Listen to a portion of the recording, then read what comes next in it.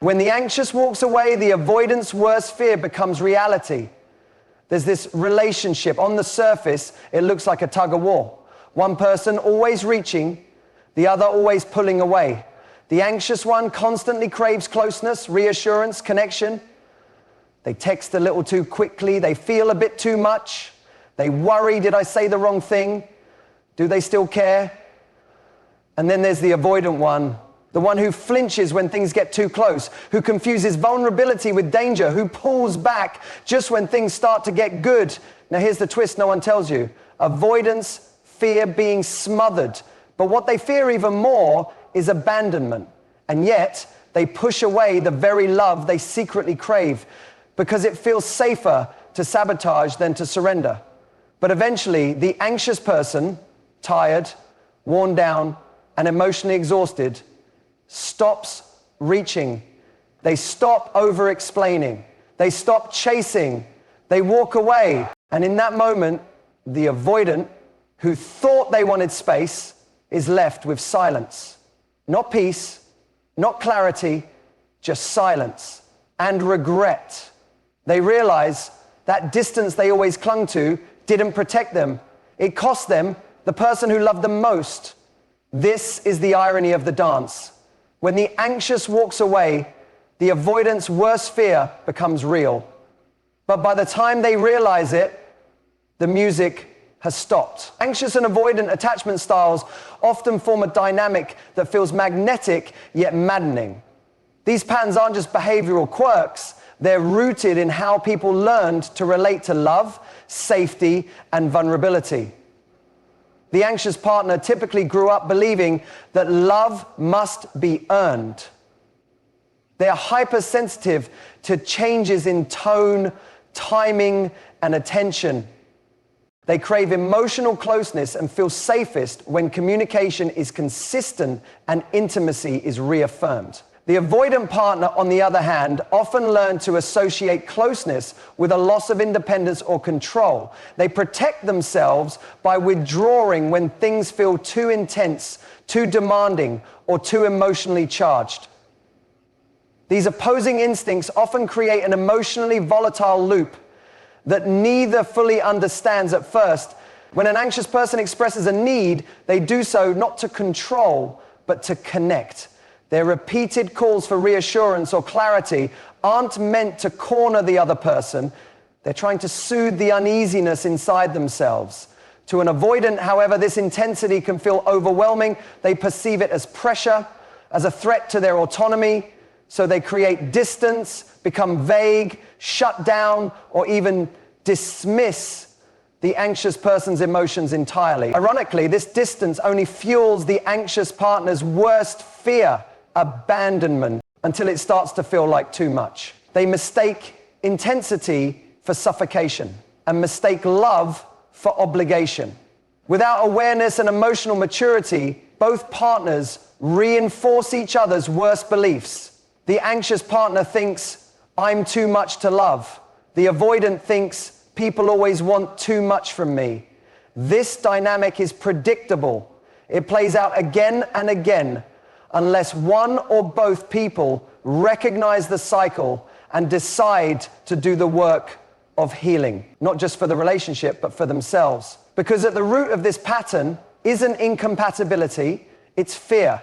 Fear of abandonment on one side, fear of engulfment on the other. And when fear leads, love always loses. Avoidant individuals often carry a deeply ingrained belief that emotional closeness comes at the cost of personal safety or freedom. This belief isn't usually formed in adulthood. It's shaped in childhood experiences where vulnerability may have been met with neglect, inconsistency, or even emotional rejection. So over time, closeness starts to feel risky, not comforting. As a result, avoidants learn to self-soothe by withdrawing, relying on themselves rather than others.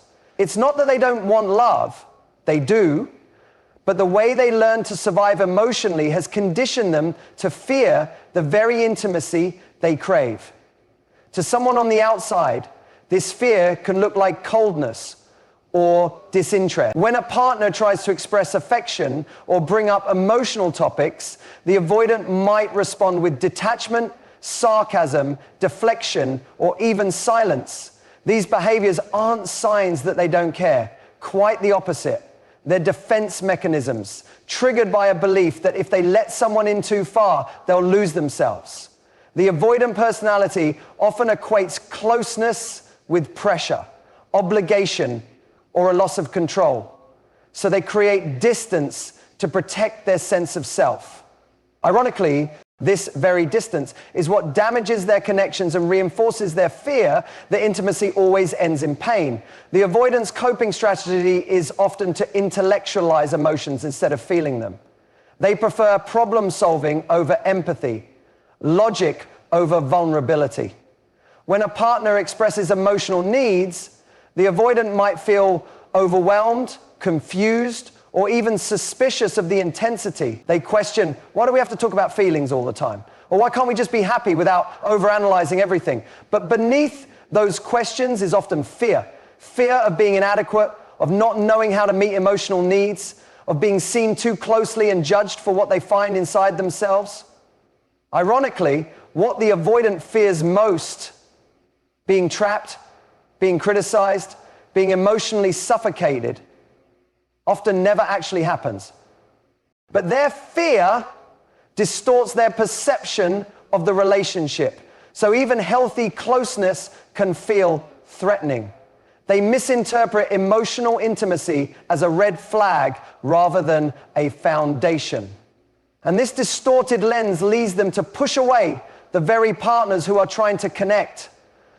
What they experience as needing space can feel like rejection or emotional abandonment to their partner. The avoidant thinks they're preserving the relationship by preventing conflict or tension, but in reality, they're creating more distance, confusion, and pain. What's even more tragic is that many avoidant people are painfully aware deep down that they're sabotaging something meaningful. After a breakup or after a partner walks away, avoidants often experience intense regret, but only once the emotional pressure is gone and they can reflect from a distance. In that quiet aftermath, they sometimes realize they pushed away someone who truly cared. Not because the connection was wrong, but because the closeness felt unfamiliar. The danger wasn't the relationship, it was the emotional exposure. They didn't fear their partner, they feared what intimacy would force them to face within themselves. The anxious partner in a relationship often starts off as the emotional glue, checking in, showing care, initiating conversations, and doing everything possible to keep the connection alive. This behavior doesn't come from a place of manipulation or neediness, though it's often misunderstood that way. It comes from a deep-rooted fear of abandonment and a longing for emotional safety. The anxious person's nervous system is constantly scanning for signs that the relationship is in danger. Delayed texts, a change in tone, silence after vulnerability. And when they detect even a small shift, their reaction can feel urgent and overwhelming. Not because they want to overwhelm their partner, but because they want to protect the bond. Blaming themselves again and again and walking on emotional eggshells to avoid triggering the other person's withdrawal. Over time, this dynamic builds resentment and fatigue. When a partner repeatedly fails to meet them in emotional presence, when communication is inconsistent, affection feels conditional, or their needs are minimized, the anxious person begins to question not only the relationship, but their own worth. They ask themselves, am I too much? Am I asking for something unreasonable? Why can't I just be okay with this? They start to internalize the emotional unavailability of the avoidant partner as a personal flaw. And still, they try harder. They regulate not just their own emotions, but often their partner's discomfort too. They begin to silence themselves, shrinking parts of who they are, just to preserve the relationship. And ironically, while they're doing all of this in the name of love, what they're sacrificing is self-respect. Eventually, though, something shifts. It's usually not dramatic. It's not always a big fight or final straw. Often, it's a slow, quiet realization. that they're always the one reaching across the gap, always the one doing the repair, always the one feeling emotionally unfulfilled. The energy they used to put into fixing the relationship begins to fade. The texts slow down.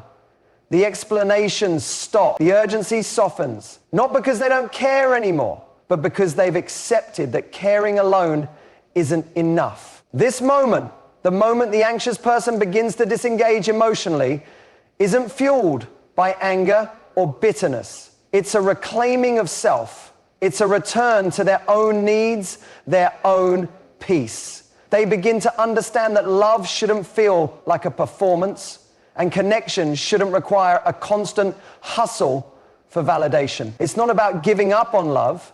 It's about no longer abandoning themselves for it. For the avoidant partner, this shift can be disorienting. They've grown used to the anxious person always circling back, always closing the emotional distance. But when that energy disappears, when the anxious partner stops reaching, it can feel like a rug has been pulled out from under them. And in that quiet, the avoidant is finally left to feel the absence they never prepared for. When the anxious partner finally walks away, it marks a profound shift, not just in the relationship dynamic, but in their internal world. This isn't an impulsive decision. It's the result of countless emotional negotiations, inner turmoil, sleepless nights, and a growing awareness that their needs have been consistently unmet. What outsiders often fail to see is that anxious individuals don't give up easily. They hold on with everything they have. They analyze every word, try to communicate better, adjust themselves, compromise, and then compromise again. But there comes a point where the effort becomes too heavy to carry, where continuing to fight for connection begins to feel like self-betrayal. In that moment, choosing to walk away becomes the most self-loving act they can make. It's not about punishing their partner. It's not about making a dramatic statement. It's about choosing peace over confusion, dignity over desperation, and clarity over chaos. They realize that the love they were giving away so freely wasn't being returned in the same emotional currency. And that realization, though painful, is liberating. For the first time, they're no longer trying to be understood by someone who refuses to listen. They're no longer waiting for emotional crumbs or hoping that inconsistency will somehow transform into intimacy. This is the turning point where the anxious person begins to reclaim their power. For so long, their sense of safety depended on the other person's validation, attention, or emotional availability. But now, they're learning to anchor themselves in their own self-worth. It's a quiet strength, not loud or flashy, but deeply rooted. They start rebuilding boundaries they once bent. They begin to listen to the inner voice they used to silence. They no longer try to explain their feelings to someone who consistently invalidated them. There's no more over-texting, over-apologizing, or trying to fix someone else's discomfort. That energy now goes toward their own healing. Meanwhile, for the avoidant partner, this shift can be both shocking and disorienting. They were used to the anxious person always being there, always reaching out, always giving them another chance, always trying to make it work. So when that presence vanishes, when the familiar rhythm of pursuit is gone, it's not just the person they miss. It's the comfort of being wanted without having to fully engage. And now, without the anxious partner buffering the emotional work, they are left with the raw stillness of their own emotional detachment. This is when regret sets in, not just for losing the relationship, but for not recognizing the value of the person who tried again and again to bridge the emotional gap. In hindsight, the avoidant sees that what they feared most, being controlled or overwhelmed, was never the reality. What they lost wasn't pressure or obligation, but the rare kind of love that stood by them, patiently waiting for them to open up. And now that door is closed. Not out of resentment, but out of self-respect. The anxious person didn't walk away to hurt them. They walked away to finally choose themselves. One of the most heartbreaking realities in relationships marked by anxious and avoidant dynamics is the deep regret that often follows loss. Not because of the breakup itself, but because of the recognition that fear, rather than love, was the driving force all along. The avoidant partner in particular carries this regret heavily, though it often surfaces only after the anxious partner has already walked away and the relationship has ended. This regret isn't just about missing someone. It's about realizing that their own fears and defenses created a self-fulfilling prophecy. Avoidants live in a paradox where they push away the very closeness they crave. Their fear of vulnerability, of being overwhelmed, trapped, or judged, leads them to build walls that seem impenetrable. In the moment, those walls feel like protection, a way to maintain control and avoid emotional pain. But these walls also block out the love, trust, and intimacy that could heal their wounds. The avoidance fear distorts reality, causing them to interpret expressions of love as demands and gestures of care as threats. This skewed perception prevents them from embracing the connection fully, and in doing so, they unintentionally push their partner to exhaustion. The anxious partner, whose emotional needs feel urgent and intense, often tries tirelessly to bridge this gap, hoping that persistence will soften the avoidance resistance. But when the anxious person finally walks away, it is not an act of cruelty or disinterest. It is an act of survival and self-respect. The avoidant partner, left alone, is confronted with silence instead of the usual pursuit. In that silence, the weight of what has been lost finally settles. The fear that once kept them safe now becomes the source of profound loneliness and regret. This regret is painful because it reveals an uncomfortable truth. The avoidance attempts to protect themselves from emotional discomfort ended up costing them the very love they desired. They feared being engulfed, so they created distance. They feared vulnerability, so they shut down. They feared losing control, so they let go. And in doing all this, they lost the person who accepted them, flaws and all, who was willing to wait and love through the messiness. What makes this regret even more complex is that it's often accompanied by a deep longing to undo the past, to somehow reconnect and make different choices.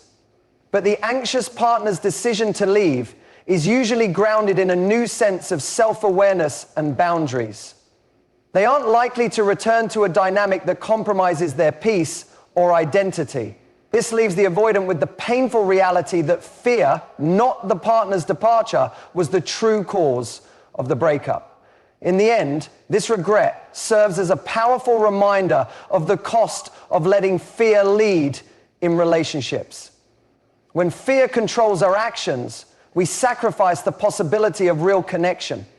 We lose sight of the fact that vulnerability is not weakness, but the pathway to intimacy. The avoidant's worst fear, being abandoned, becomes a reality precisely because they prioritized safety over love, control over connection.